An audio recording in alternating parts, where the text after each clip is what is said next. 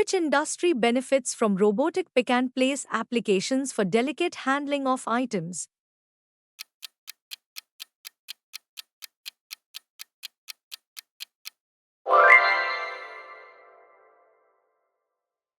What is the primary advantage of using control strategies in robotics?